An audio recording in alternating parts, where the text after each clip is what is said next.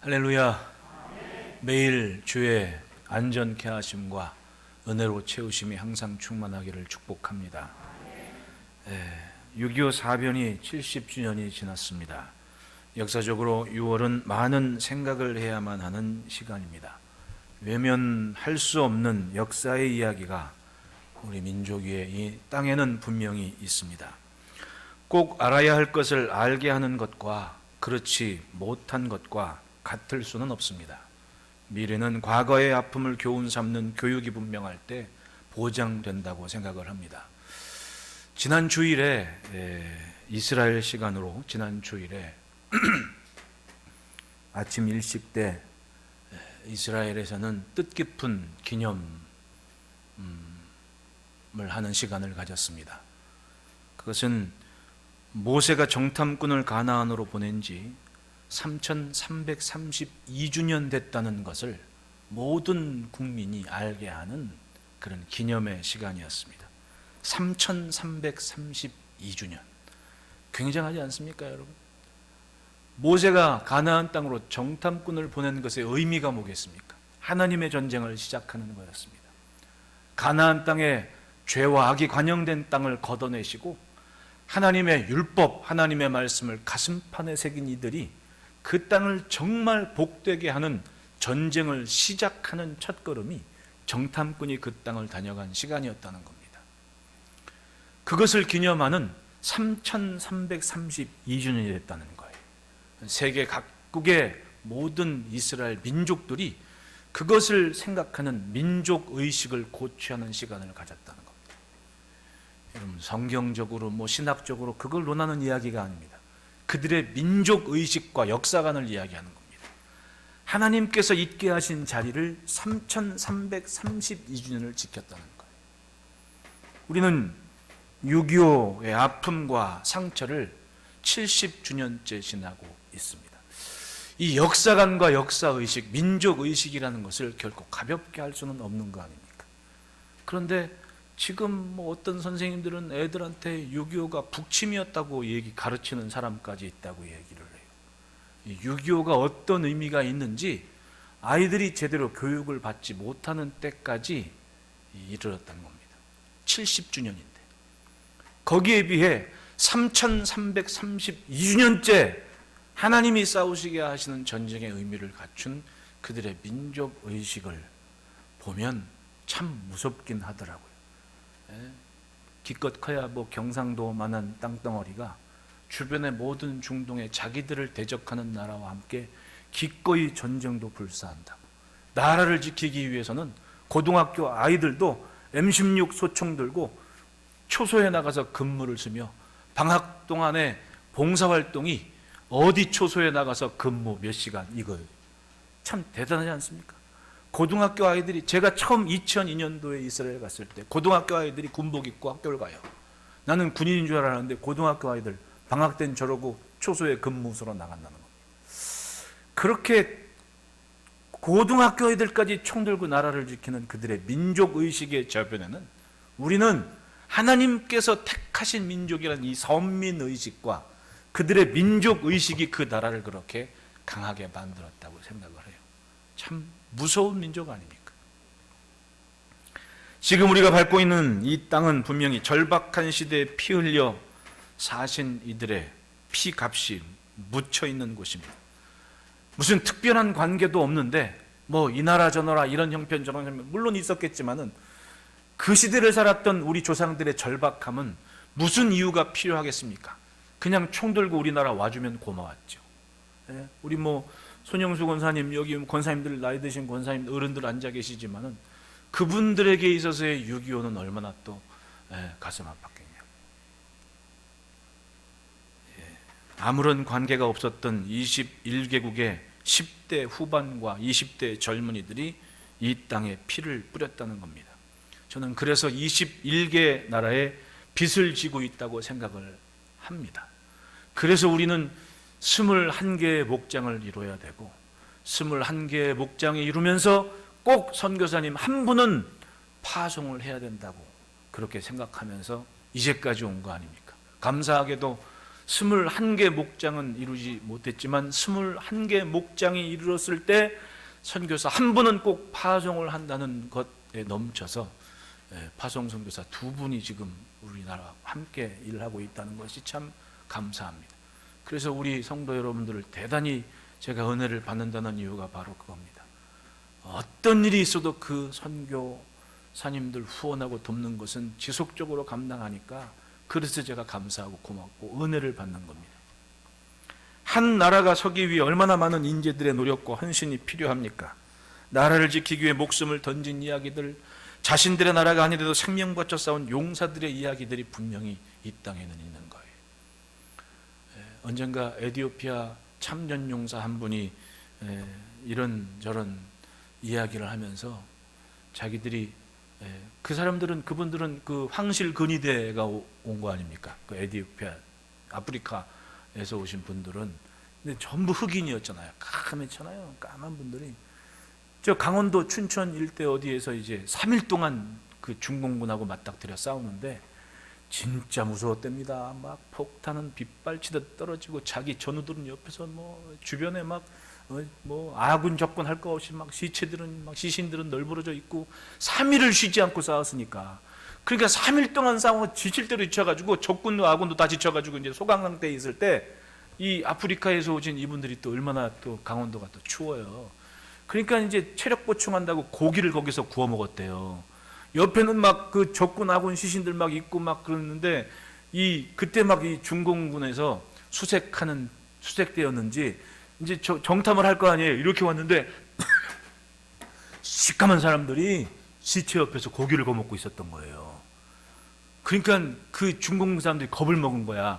옛날에 뭐 까만신 분들 보면 다 겁먹었듯이 저 앞에 있는 저 군대는 식인종이다, 식인종. 그러니까 이 사람들이 삼겹살을 굽는지 뭔지 그건 뭐 어떻게 검증이 안 되고 시체 옆에서 일단 고기를 구워 먹고 있으니까 식인종이라고 소문이 났던 거지. 그래가지고 적군들이 도망갔다는 얘기를 해요. 불구가 되신 에티오피아 참전용사 할아버지가. 그게 우리나라 6.25 때의 상처를 가진 아픈, 지금이야 웃으면서 얘기할 수 있지만 웃을 수 없는 그때 당시로는 그런 이야기들이 분명히 이 땅에 있단 말이죠. 오늘의 번영과 행복은 그냥 만들어진 것이 아닙니다. 누군가의 피 흘림이 있었다. 누군가의 땀 흘림이 있었다는 겁니다. 70이 넘으신 그 운동권에서 생활하셨던 한 어른 한 분이 얼마 전에 뭐 선거에도 출마하셨다고 그러던데, 그분이 인터뷰할 때 그런 얘기를 해요. 자기들은 20대 때 돌 던지고 데모만 했대. 땀 흘려 일한 적은 없대. 근데 자기들이 데모할 때 땀 흘리고 일한 자기들과 똑같은 나이에 청년들이 있었. 가난해서 학교는 못 갔고 새벽같이 공장 가서 일하고 그런 자기들 또래의 젊은이들이 있었던 거지. 경제 발전을 생각하니 결국은 자기들이 돌 던지고 데모할 때 그저 말없이 묵묵히 새벽같이 일하러 나가는, 일터로 나가는 그분들이 결국은 경제 발전하는데 큰 공헌을 한 분들이 아니겠냐는 얘기를 해요. 미국에 계신 선생님이 그런 얘기를 해요. 꽃다는 보릿자루 같은 사람들을 존중할 줄 알아라. 그 말의 의미를 알았어요. 주목받는 한 사람보다는 꽃다는 보릿자루처럼 아무 말 없이 한귀통일을 지키고 차지하고 자기 역할을 감당하는 그분들이 곧 나라를 건사한 사람들이고, 교회로 이야기하면 교회를 건사한 사람들. 이 말 저 말 뭐 주목받는 사람보다도 말없이 묵묵히 그저 항상 예배의 자리, 기도의 자리를 지키면서 섬기고 하나님 앞에 선 그 꽃다는 보릿자루 같은 사람들, 그 사람들이 존중받아 마땅한 사람들 아니냐. 그러니까 살아온, 많이 살지 않아서도 그런 어른들의 얘기를 가만히 듣고 보면 그 말이 참 맞아요. 주목받는 한 사람이 아니라 꽃다는 보릿자루처럼 시간 되면 기도하고 자리 차지하고 예배하고 항상 그렇게 살아온 사람들이 삶을 지킨 거 아니겠냐. 가정을 건사하고 결국은 그런 사람들이 나라를 지킨 거 아니겠냐. 카메라 들이대고 유명한 사람이라고 주목받는 사람이 아니라 그저 말없이 묵묵히 일터에 나가서 땀 흘리고 일하고 수고했던 그 사람들이 결국은 나라를 지킨 거 아니겠냐 말이죠. 영적인 의미도 마찬가지입니다. 오늘날 우리가 자유와 기쁨 속에 예배하는 것, 그것은 오래전 복음의 열정을 품고 이 땅에 피 흘려 쓰러진 선각자들의 희생의 삶이 있었기 때문에 가능한 거 아니겠습니까? 교회는 그런 시대의 등불의 역할을 감당해야 됩니다. 나라 잃었을 때 조국의 미래와 앞날을 고민하고 걱정했던 분들의 이야기들을 저는 때마다 특별한 날이 되면 한번 다시금 읽고 또 읽는 그런 습관이 있습니다. 그 중에 하나 기억하는 문구가 있습니다. 기독교가 아니면 상해지심이 없고, 기독교가 아니면 애국지심이 없으며, 기독교가 아니면 독립지심이 없다. 자수자강의 기초가 기독교에 있으며, 충분 애국의 기초가 기독교에 있으며, 독립단합의 기초가 기독교에 있다. 이 말이 뭡니까? 하나님의 은총과 도우심이 없으면 이 나라에 미래가 없다는 얘기 아닙니까? 나라의 위기와 절박한 시간에 그 시대의 선각자들은 이런 의식과 믿음을 가지고 하나님의 교회 안에서 장래일을 꿈꾸고 그리고 열심히 도전하는 삶을 살았다는 거 아닙니까? 그래서 따라합시다. 교회가 등불이다. 교회가 등불이에요. 교회는 시대를 비추는 하나님의 등불입니다. 교회 안에서 그런 꿈을 꾸고 소망을 갖는 일꾼들이 결국은 나라의 기초를 닦아왔고 위기의 시간마다 하나님의 교회가 등불 역할을 했다는 것을 우리는 잊으면 안 됩니다. 정말 중요한, 이게 성도들의 역사의식이 되는 역사의식. 이 역사의식을 잃어버리면 선한 미래가 있을 수가 없는 거 아닙니까? 그래서 어른들 말씀이 참 중요한 거예요. 귀담아 들어야 됩니다. 무슨 말을 하는지. 선생님들 얘기가 그래서 중요합니다. 그래서 제가 아이들한테 맨날 하는 얘기가, 할머니들 말을 잘 들으면 자다가도 뭐가 생겨? 떡이 생긴다고. 자다가도 떡이 생긴다고. 어른들 말 들으면, 할머니 말 들으면. 오늘 애들이 좀 많아야 되는데 애들이 몇 명 없네. 할머니 말 잘 들으면 자다가도 떡이 생긴단다. 시온아. 앞에 시온이밖에 없으니 맨날 시온 얘기만 하네 그냥. 시대의 생명과 소망이 주님이 세우신 교회 안에 있습니다. 우리는 그걸 명심해야 됩니다. 비록 코로나나 이런 것 때문에 모이기만 하면 눈치 받는 시대가 돼도 한 번을 모이건 10번을 모이건 모이는 그 시간에 우리는 그런 사명의식, 역사의식, 민족의식을 가지고 그렇게 예배하면 그게 곧 사명의 삶이에요. 등불의 사명을 잘 감당할 수 있는 겁니다. 세상에 뭐라 해도 유다와 예루살렘은 그 시대의 교회 아니었습니까? 지금으로 얘기하면. 제가 이 선지자 이사야가 바라본 얘기의 은혜를 받는 이유가 바로 그겁니다. 선지자 이사야가 하나님의 말씀을 선포했던 때를 한번 생각해 보십시오. 편할 때, 넉넉할 때, 살기 좋을 때, 그때 하나님의 말씀을 선포한 종이 아니었어요.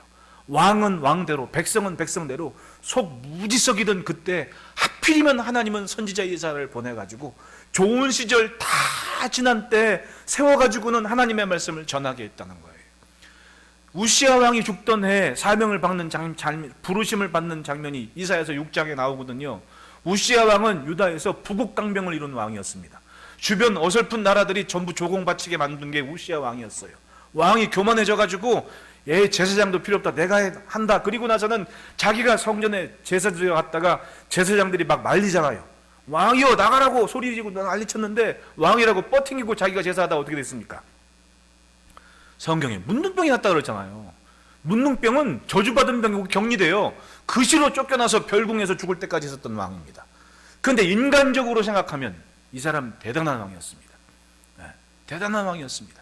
주변의 모든 나라들이 다윗 이후로, 솔로몬 이후로 이렇게 정치 잘한 왕은 없었습니다.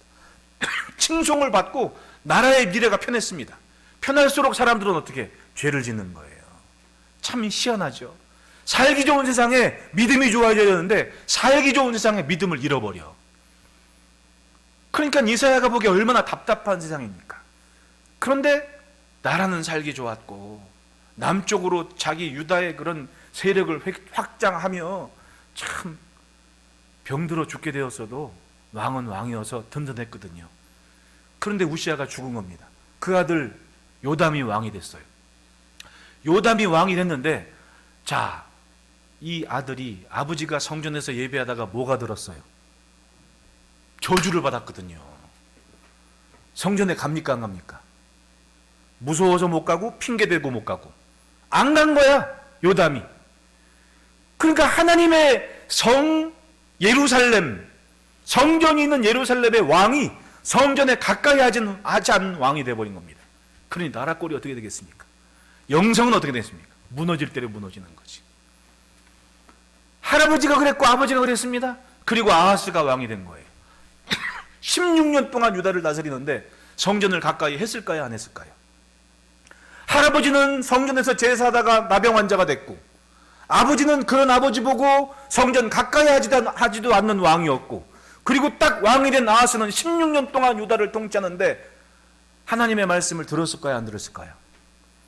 멀리할 대로 멀리했고요. 아예 성전 안에다가 다메섹, 아람, 아수르 족속들이 섬기는 우상들을 딱 갖다 세우는 거예요.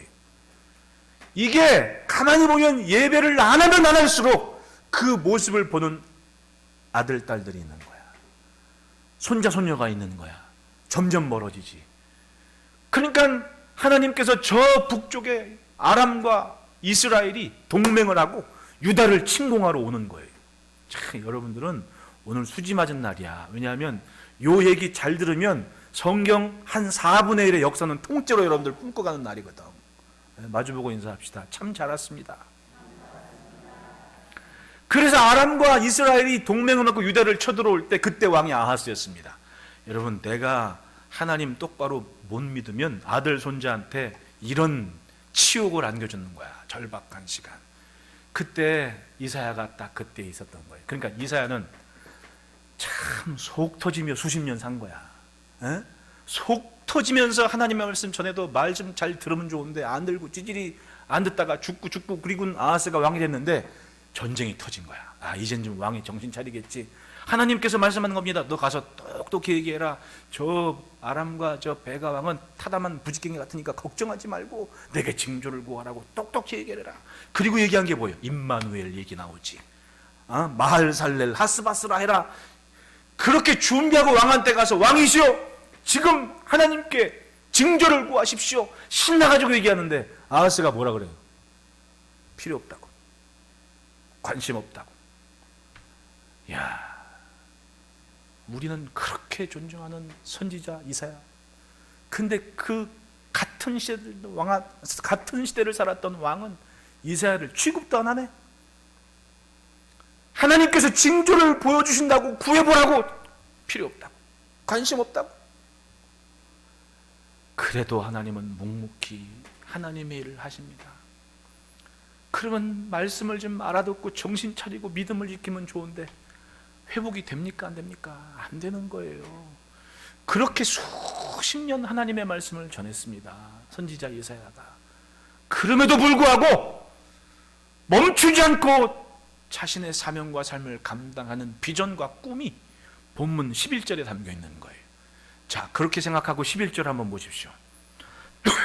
읽어봅시다. 시작.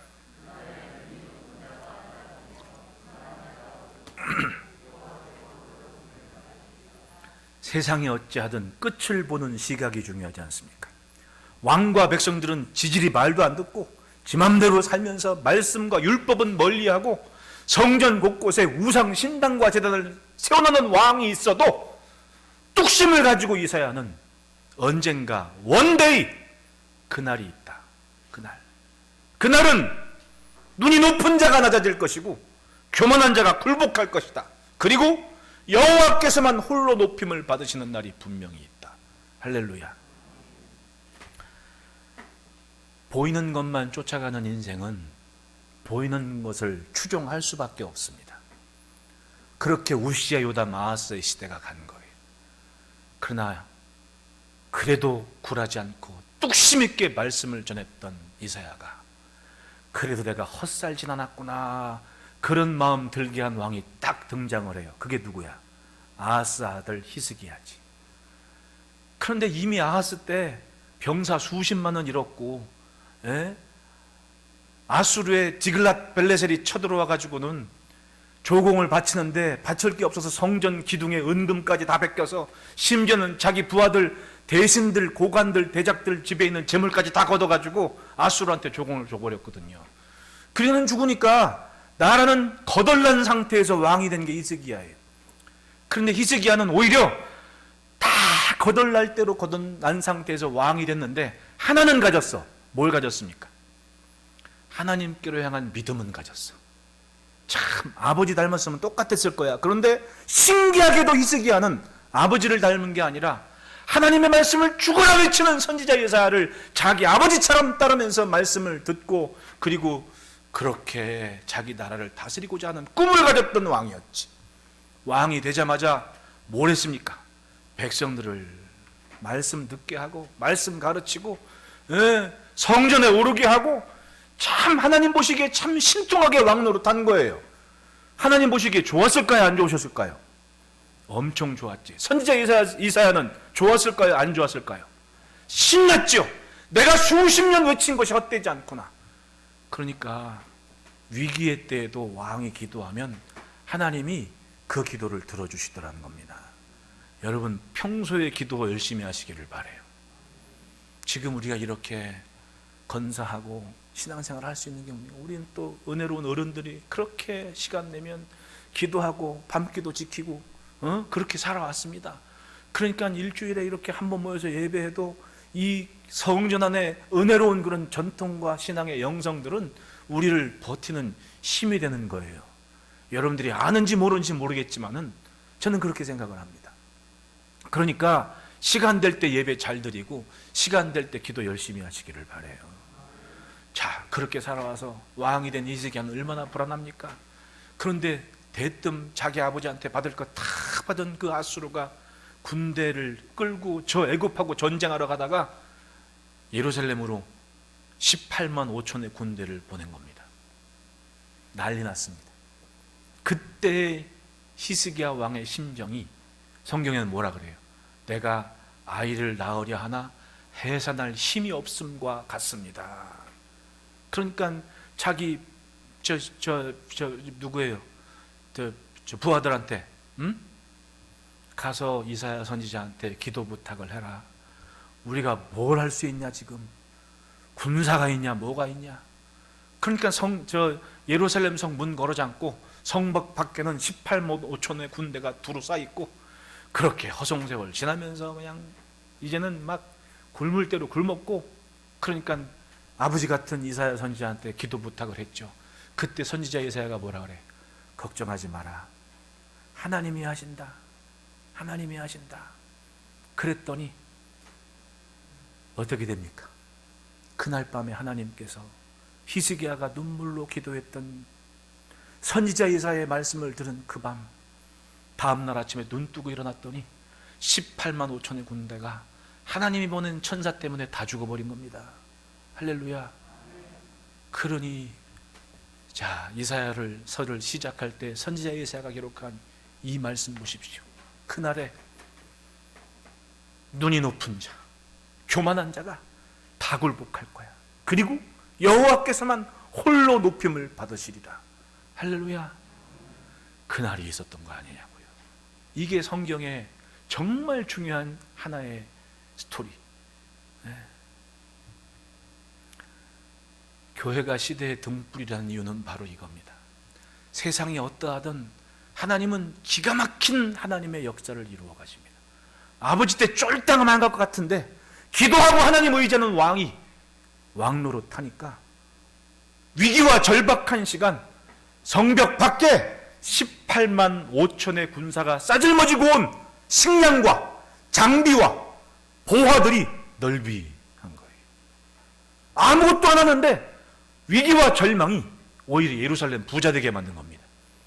그 소문 듣고 바벨론에 사신을 보냈더니 히스기야가 뻐근하게 뻑적지근하게 자랑하고 싶은 게 있어요. 나 망한 줄 알았지 천만에 나 엄청 부자야. 그러면서 왕궁에 쌓인 재물들을 자랑하지 않습니까? 그 재물들이 어떤 거였어요?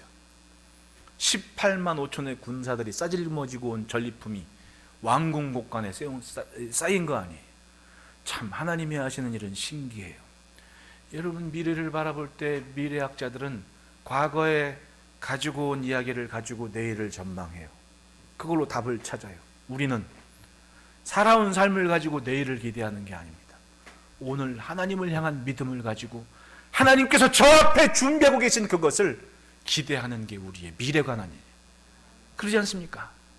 그러니까 걱정과 염려, 절박한 시간일수록 우리가 할 일은 뭐예요? 하나님 앞에 기도해야죠. 등불이 꺼지지 않게 하는 것, 그게 교회의 사명이고 성도의 사명입니다. 그런 역사의식, 믿음의 역사의식을 놓치지를 말아야 돼요. 이사야는 그것을 품고 그 시대를 살아왔습니다. 그래서 여호와께서 홀로 높임을 받는 그때를 바라볼 수 있었던 거예요. 오늘 우리도 마찬가지입니다. 2020년 이후에 어떤 일이 어떻게 벌어질지 그건 아무도 몰라요. 살아온 대로 살아왔다면, 계획한 대로 됐다면 얼마나 좋겠습니까? 그런데 온 세상이 깜짝 놀랄 일들이 지금 이루어지고 있습니다. 단절과 이제는 인간관계도 단절이 됐습니다. 오늘 새벽에 제가 혼자 키득거리면서 눈을 떴어요. 왜냐하면 가만히 생각해 보니까 이 추세로 가다가는 어릴 적 만화에서 봤던 것처럼 사람들이 산소통 옆에 끼고 우주인처럼 우주에 가면 유리 헬멧 이거 쓰잖아요. 사람들이 이제는 그거 쓰고 다닐 것 같아. 이 마스크를 쓰고 사람들 안색도 모르고 막 그러니까 사람들이 꾀를 써가지고 가볍고 튼튼한 플라스틱 뭐처럼 해가지고 투명한 모자 하나 만들어가지고 이렇게 둥그렇게 해가지고 아예 쓰고 다닐 것 같아. 그리고는 산소통 옆에다 차고 다니는 거지, 짊어지고. 일부러라도 배낭에다 산소통 집어넣고 딱 해서 그 유리관 안에서 요만큼은 깨끗한 산소 공급 받으면서 살 것 같은 생각이 들어가지고 아침에 잠을 깼어요, 새벽에. 웃기잖아요. 근데 웃긴 일이 아니야. 이제는 그게 진짜가 될 줄도 모른다는 거지. 그러나 여러분, 기도하며 예배하며 하나님 붙잡는 종들이 있으면 하나님은 반드시 그 18만 5천의 군사 때문에 상상할 수 없는 계기와 기회를 만난 히스기야처럼 우리에게도 그런 은혜 주실 줄 믿습니다. 세상이 뭐라 하든 예배 잘 지키시기를 바라요. 또 기도하는 것, 그게 자녀들에게는 보물을 남겨놓는 시간인 줄 믿으시기를 축원합니다. 때문에 교회는 항상 등불로서의 사명을 가지고 지킬 걸 지켜야 됩니다. 그래서 첫째 따라합시다. 말씀의 길을 사모하자. 말씀드렸죠. 이사야가 바라봤던 시대의 왕들, 우시야, 요담, 아하스, 하나님께서 보시기에 악을 행했던 왕들, 지질이 말들은 안 듣고 오히려 성전 안에 우상 천지를 만들었던 그런 왕들, 얼마나 속이 탔겠습니까? 현실은 그랬지만 이사야는 뚝심을 가지고 성도들에게 그리고 백성들에게 외친 거예요. 듣든지 아니 듣든지. 예루살렘에 역사학자들 얘기로는 그 시대에 8만이 살았던지 4만이 살았던지, 명절에 10만, 16만 이상 모였다 그러는데, 어쨌든 듣는 사람은 있을 거 아니냔 말이지. 다 안 듣고 말은 지질이 안 들어도 그래도 마음판에 품고 사는 사람들이 몇 명은 있어지 않겠냐는 얘기지. 예수님 말씀처럼 모인 사람들 중에 돌짝밭도 있고 가시떨기밭도 있고 길가도 있고, 하지만 좋은 밭을 갈아엎고 말씀 듣게 모인 사람들은 있을 거 아니란 말이죠. 그 사람들 때문에 실망하지 않고 말씀을 전했습니다. 그들에게 외친 것은 뭐예요? 어떤 상황이 와도 말씀을 존중하고 따르는 길은 멈추지 말자고. 그게 바로 2절 3절의 말씀 아닙니까? 2절 말일에 여호와의 전이 산에 모든 산 꼭대기에 굳게 설 것이요 모든 작은 산 위에 뛰어나리니 만방이 그리로 모여들 것이라. 많은 백성이 가며 이르기를 오라 우리가 여호와의 산에 오르며 야곱의 하나님의 전에 이르자. 그가 그의 길을 우리에게 가르치실 것이라. 우리가 그 길을 행하리라 하리니 이는 율법이 시온에서부터 나올 것이요 여호와의 말씀이 예루살렘에서부터 나올 것임이니라. 할렐루야. 지금 현실은 하나님의 말씀 외면하고 율법 없이 사는 왕들이 나라를 다스리고 백성들은 자기 맘대로 살면서 하나님 잘 믿는다고 얘기하는 착각 속에 살아요. 예배당 뜰만 밟으면서 할 도리는 다 한 것처럼 살아가는 그때. 하지만 그래도 이사야가 바라보고 있는 것은 뭐예요? 율법이 시온에서부터 나올 것, 여호와의 말씀이 예루살렘에서 나올 것을 바라보면서 실망하지 않고 멈추지 않고 하나님의 말씀을 대언했다는 거 아닙니까? 우리도 마찬가지예요. 마치 예수 믿으면 큰일 날 것 같은 세상이 돼버렸습니다. 교회 가면 큰일 날 것 같은 세상이 돼버린 거예요. 예. 다른 데는 마음 놓고 다니면서 예배하면 코로나 걸릴 것 같은 위기와 위험을 만들어요, 이제 세상에서. 성가대 연습한 게 무슨 큰 난리가 난 것처럼, 수련회 가서 기도한 게 뭔가 큰 난리가 난 것처럼. 여러분들 다 경험했잖아요. 예? 수련회 가서 저 세미나 한다고 기도한다고 하면 뭐예요? 솔직히 좁은 방 넉넉해서 큰 예배당 빌릴 수 있으면 얼마나 좋아요. 청년들이 다 고만고만 하니까 몇만 원짜리 방 얻어가지고 모여가지고 그렇게 기도한다고 모인 거 아니에요. 어쨌든. 그런데 어디에서 왔는지 모르지만 누군가 한 사람이 요인이 돼서 거기서 같이 기도했던 사람들이 다 그렇게 이제 저 뉴스 표현대로 집단 발병이 된 거야. 걔네들이 놀다 그랬습니까? 찬송하다 그랬고 기도하다 그랬는데 그게 무슨 큰 죄냐고요. 걸린 사람들 얼마나 속상해. 아프고 치료받아야 되는데 굉장하다며. 그럼 위로는 못할 망정 교회 다니는 사람들도 걔네들 갖고 뭐라 그러대? 왜 모여가지고? 여러분, 그러면 안 돼요. 야, 그래도 이 위기에 찬송한다고 모였네. 그래도 이런 때 기도한다고 모였네. 그렇게 생각해야지. 그게 정상이지. 남들이 뭘 한다고 같이 덩달아 뭐라 그러는 거야. 난 그거 좀 속상하더라. 솔직히 얼마나 대단해요. 그러면 차라리 칭찬은 못할 망정 덩달아 뭐라 그러더라고. 하나의 틀이 짜진 거지. 이제는 교회에서 모이면 무조건 안 좋은 거, 이런 틀이 짜지는 거예요. 사람들의 시각이. 그래서 무서워. 그 틀이 교회 안에도 들어와 버렸어. 걔네들이 뭐 놀러 간 거예요? 걔네들이 모여서 무슨 딴 따라 가요? 그런 거 아니잖아요. 성가 연습한다고 모였던 것이고, 그래도 기도해야 된다고 펜션에 지들끼리 모여 기도한 거야. 그런데 어떻게 문제가 난 거지. 다른 데 문제나면 쉬쉬하고 덤놀하고 난리다면서 교회에서 막 들춰내가지고 아주 큰 문제인 것처럼 참 그런 때가 돼버린 거예요. 그래도 선지자는 그걸 보면서도 얘기했죠. 왕은 지질이 하나님이 징조를 구하라고 신나가지고 달려갔는데 왕이 됐거든? 이런 때가 돼버린 거지. 나 그런 하나님 징조 필요 없다고 왕이 그러는 겁니다. 야, 뜨거운 열정을 품고 누가 나를 위하여 갈고 하나님이 말씀하실 때 주여 나를 보내소서 내가 여기 있나이다, 그렇게 선지자의 일을 시작했는데 평탄하게 왕들이 자기를 존중하면 얼마나 좋았겠냐고.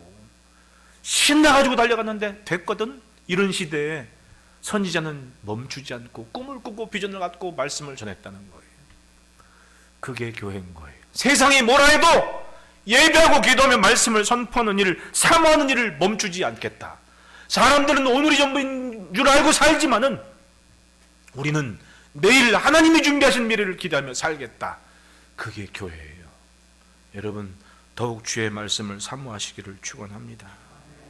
오늘이 전부라는 생각으로 내일을 기대하지 않는 것은 무지함이고 불신앙인 거예요. 오늘 내 앞에 말도 안 되는 일이 벌어진다 하더라도 내가 바라보는 것은 여호와께서 홀로 높임을 받으시는 그날이 있다. 그러니까 우리는 하나님의 말씀을 사모하자. 성전에서 흘러나오는 그 말씀을 붙잡자. 그렇게 사는 것이 21세기 교회와 성도의 사명일 겁니다.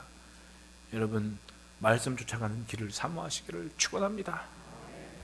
둘째로 따라합시다. 신앙이 삶이 되게 하자. 5절에 보면 야곱 족속아 오라, 우리가 여호와의 빛에 뭐하자? 행하자. 하나님의 말씀을 들었으면 쫓아가는 삶이 있어야만 됩니다. 사는 것이 아니면 다 가짜인 거예요. 살아내는 시간이 없으면 다 가짜인 거예요. 네? 저는 장로님들, 권사님들 기도하거나 찬송하거나 하면 은혜를 받아요. 왜냐하면 그분들이 살아온 성전 중심의 삶의 이야기가 있으니까 흐뭇하잖아요. 네? 제가 우리 권사님들이 저한테 앉아서 구말리라고 별명을 져주신 이유가 있습니다. 네? 이렇게 있어보면 다 알아요. 말하는 단어 쓰면 평소에 뭔지 다 압니다. 그러니까 권사님들이 저보고 앉아서 구말리라고 얘기하는 거 아니에요. 하면 다 아니까. 그걸 이루세로 아는 걸 제가 다 말하고만 살아보십시오. 제 속은 후련하겠지만은 얼마나 세상 난리가 나겠냐고. 근데 기도할 뿐이죠. 그런데 은혜를 받는 것은 그럼에도 불구하고 묵묵히 기도하면서 성전 중심을 하는 사람들이 있기 때문에 고맙고 감사한 거 아니에요. 삶이에요, 삶. 마찬가지입니다. 믿음은 살아내는 삶이 있을 때 그게 믿음이 되고 신앙이 되는 거예요. 이사야 선지자가 그렇게 꿈을 꾸고 외치고 소원할 때 말 잘 듣는 사람이 많았으면 얼마나 좋았겠냐고. 3절, 6절 보십시오. 시작. 동방풍속이 가득하며 그들이 블레셋 사람들 같이 점을 치며 이방인과 더불어 세상에 하늘의 보좌를 보고 내려와서 서명받은 선지자가 활동하던 시대에 예루살렘 사람들이 뭐라고 살았다는 거예요? 가나안 사람들처럼 이방인처럼 그렇게 살았다는 거 아니에요. 껍질은 이스라엘인데 살아가는 삶의 흔적은 가나안 사람들, 이방 사람들, 블레셋 사람들. 왜 하나님께서 그 백성을 버리셨습니까? 도저히 하나님의 이름을 두기에는 어울리지가 않는 거야. 그런데 보세요.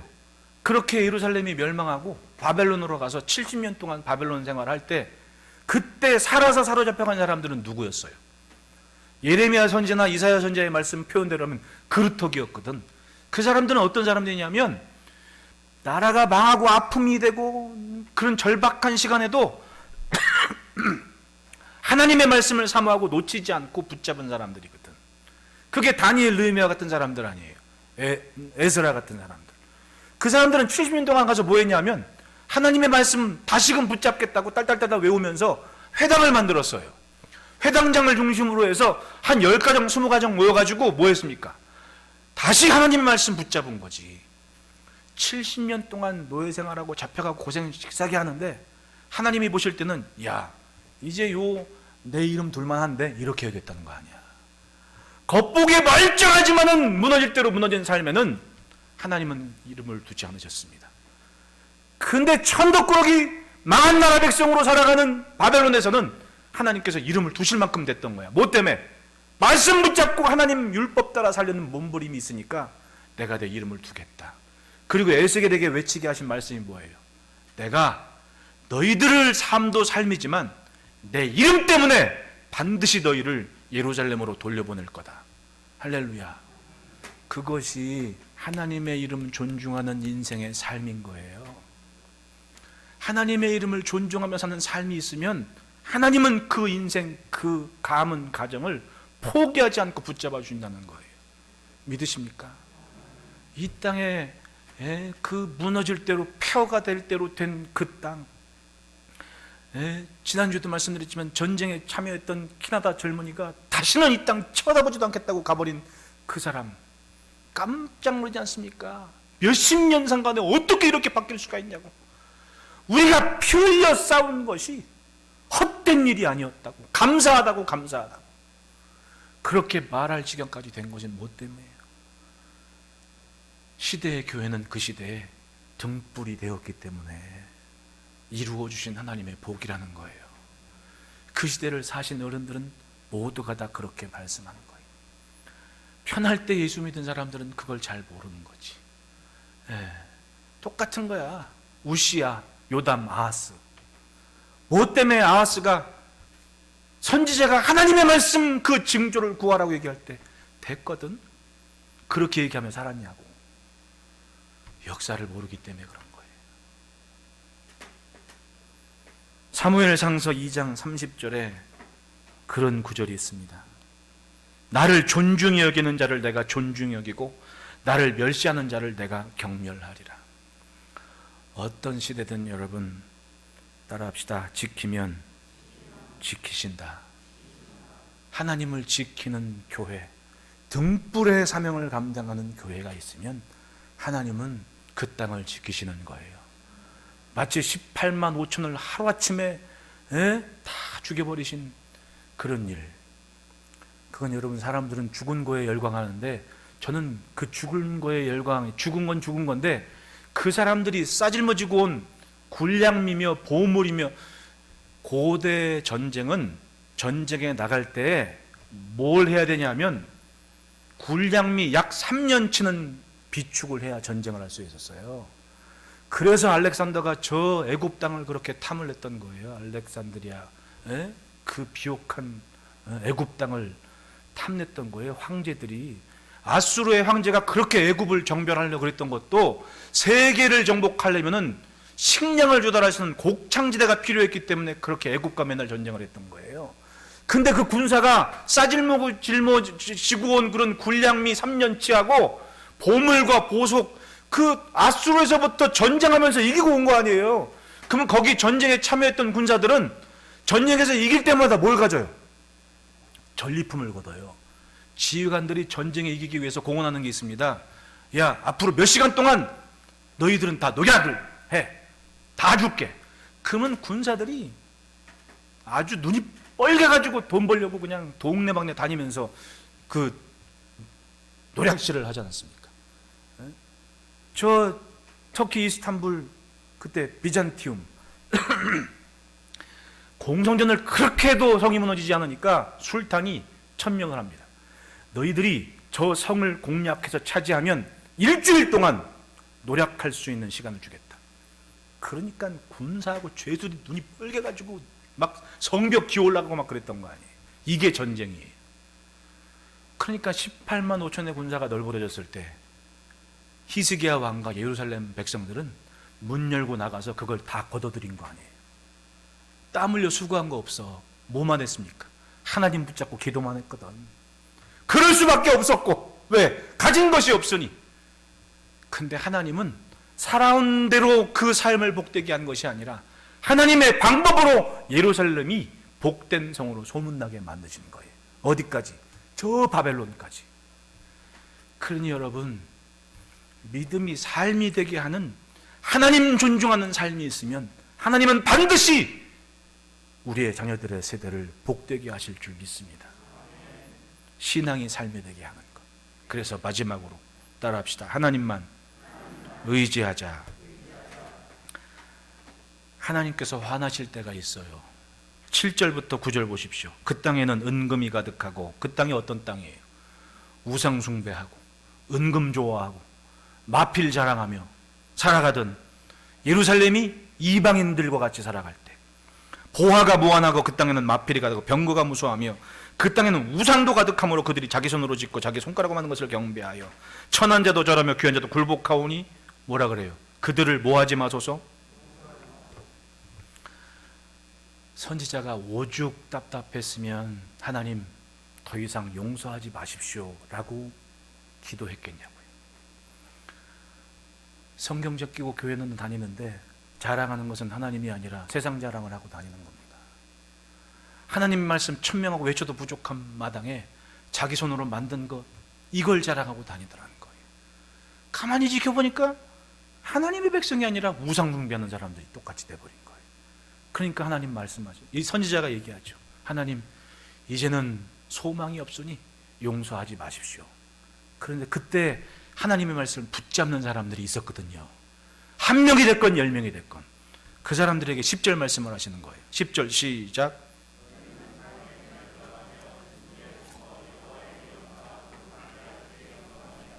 아멘. 따라합시다. 많이 가졌다고 잘 사는 거 아니다.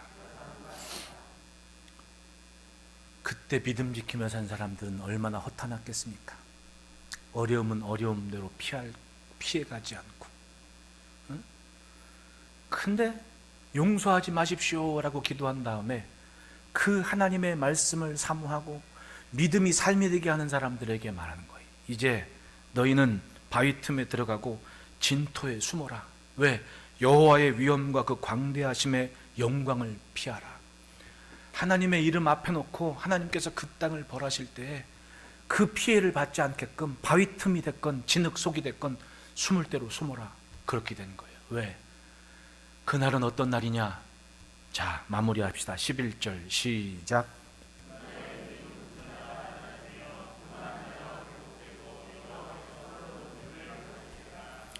자랑할 대로 자랑하는, 세상 자랑하는 사람들이 확실하게 꼬꾸러지고, 그리고 하나님만 홀로 높임을 받는 날이다.